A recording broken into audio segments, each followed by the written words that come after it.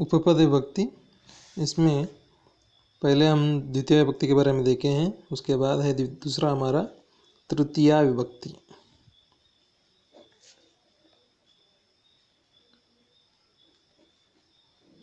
तृतीया विभक्ति के अंदर कुछ वर्ड्स हैं जो सबसे ज़्यादा प्रयोग होते हैं, जैसे सह है, इनके सभी सेम, सार्धम है, साकम है, समम है। इन सभी का मीनिंग सेम के साथ या विथ हम प्रयोग कर सकते हैं।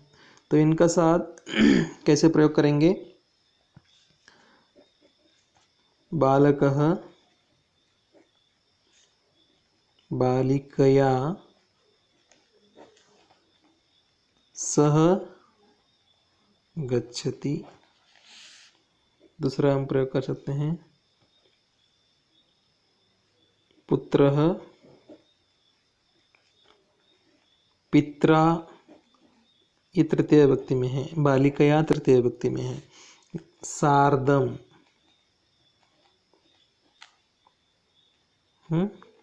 चलती।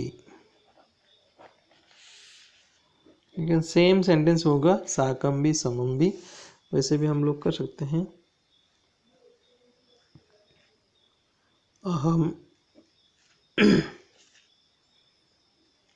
मात्रा साकम पठामि।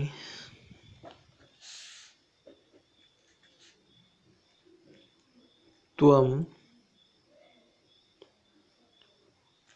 कया समं गच्छसि। तो इसमें सभी के साथ तृतीय विभक्ति का प्रयोग हुआ है। तो ऐसे हम लोग एक उसको क्वेश्चन मार्क डाल सकते हैं, क्योंकि कया या यहाँ पर के न भी प्रयोग कर सकते हैं। स्त्रीलिंग का है इसलिए कया प्रयोग किया है, पुल्लिंग का है तो के न आएगा। तो इसमें तृतीय विभक्ति के अंदर सह, सार्धम, साकम, समम, इन चारों वर्ड का मीनिंग के साथ विथ ही प्रयोग होता है। तो बालकः बालिकया सह गच्छति, यहाँ पर आप अपने मन के सेंटेंस भी बना सकते हैं। उसके बाद हमारा दूसरा शब्द है विना। ये विना शब्द हम द्वितीय विभक्ति में भी देखे हैं, मतलब विदाउट। तो मतलब यहाँ पर उसके बिना या के बिना भी प्रयोग होता है। जैसे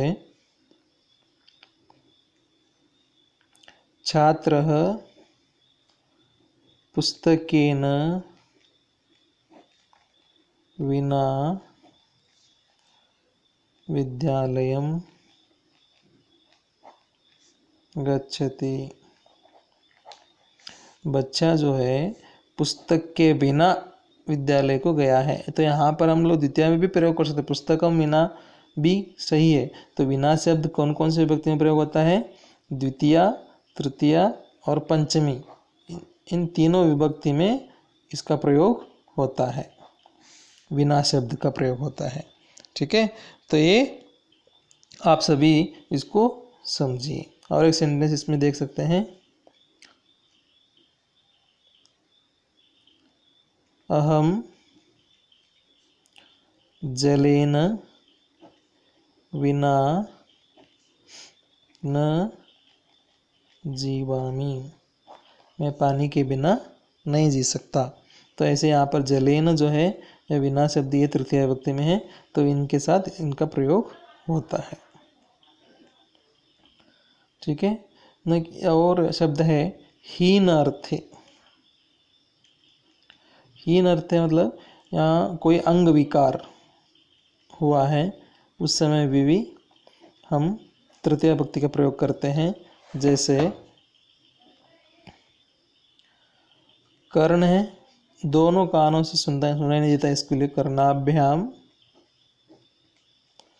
सह बधिरः अस्ति। बधिरः मतलब सुनाई नहीं देता उसको। तो यहाँ पर हम लोग जो प्रयोग किए कर्णाभ्याम, ये तृतीय विभक्ति द्विवचन में है। हमारे कान दो है इसलिए द्विवचन में प्रयोग किया है। सह, तो सह कर्णाभ्याम बधिरः अस्ति, सह को हम पहले भी लिख सकते हैं, यहाँ पर सह कर्णाभ्याम बधिरः अस्ति भी प्रयोग है। तो बधिरः मतलब हम बोल सकते हैं इसको मतलब काना सुनाई नहीं देता। जैसे ही नेत्रेन, ये समझो कि एक आंक अच्छा नहीं है। हाँ? सा नेत्रेन कानः अस्ति, काना स्त्रीलिंग में है इसलिए काना अस्ति, मतलब जो अंग विकार है उस समय हम लोग तृतीय विभक्ति का प्रयोग करते हैं। नेक्स्ट है फोर्थ अलम। अलम मतलब स्टॉप, बस। जैसे पठनेन, पठनेन अलम, कोलाहलेन अलम। तो अलम शब्द प्रयोग करने से पहले हम यहाँ पर तृतीय विभक्ति का प्रयोग करते हैं, तो इसको सही तरीके से समझना है। इसके बाद पांचवा है वाहन शब्द का प्रयोग करते हैं। जब वाहन मतलब कोई साइकिल, बाइसिकल, उसके अर्थ में भी प्रयोग होता है। जैसे बालिका द्विचक्रिकया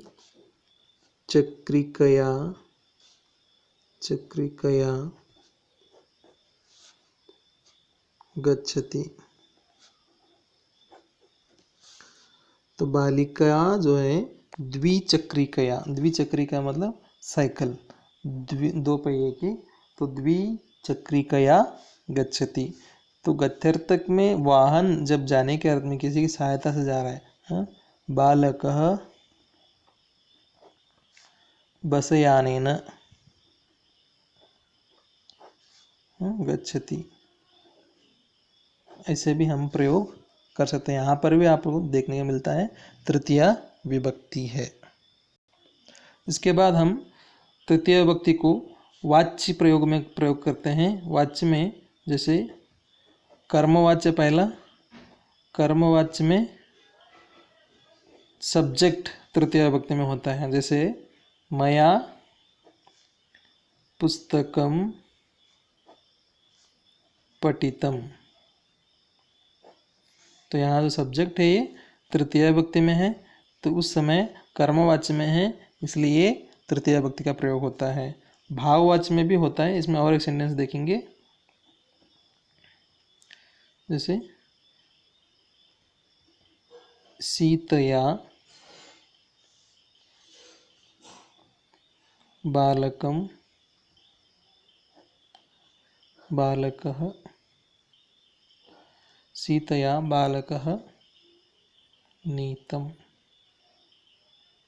नीतः अकॉर्डिंग टू सब्जेक्ट इसमें होता है। कर्म के अनुसार ये होता है क्रियापद, तो ये कर्मवाच्य में है, कर्म के अनुसार क्रियापद का प्रयोग होता है, इसलिए सीतया बालकः नीतः प्रयोग हुआ। उसके बाद हम भाववाच्य में भी प्रयोग कर सकते हैं इसको। भाववाच्य में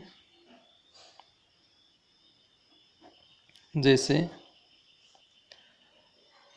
मया हस्यते,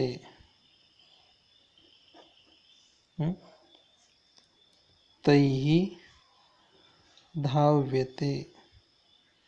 तो यहाँ पर रूल है, हम अभी वाच्य नहीं पढ़ाऊंगा, फिर भी तो ये बहुवचन में रहे या एक वचन में रहे, लेकिन क्रियापद हमेशा एक वचन में ही होता है। हस्यते, धाव्यते, वो भी यदि प्रत्यय रहेंगे तो धावितम, हसितम ऐसे प्रयोग होगा। तो यहाँ तक हम तृतीय विभक्ति के उपपद विभक्ति के बारे में समझे।